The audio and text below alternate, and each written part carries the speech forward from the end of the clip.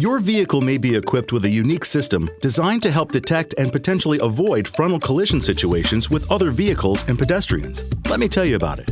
Pre-collision assist with automatic emergency braking is a driver assist system that monitors the road ahead of you while driving. It even works at night when your vehicle's lights are on. If a collision risk with another vehicle or pedestrian is detected, the system will deliver several warnings and may help you slow down or stop your vehicle. Here's how it works.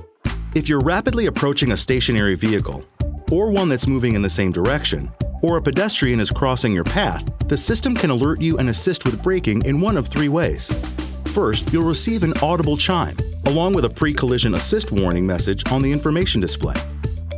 Next, if the risk of a collision further increases after the warning alerts are given, the system's brake support feature will pre-charge the brakes for rapid braking. This way, they'll respond faster once the brake pedal is pressed.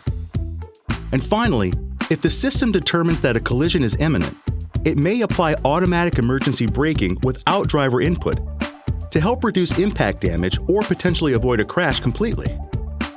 Once your brakes have been pre-charged, even if you press them lightly, the automatic emergency braking feature may apply full braking force to help stop your vehicle quickly.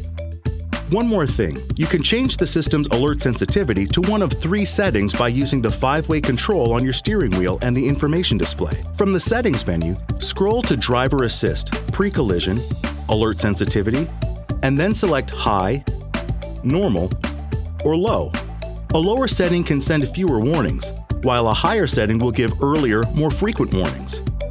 You can also enable or disable automatic emergency braking under the same menu by checking or unchecking the active braking feature. Any questions? Go to owner.ford.com.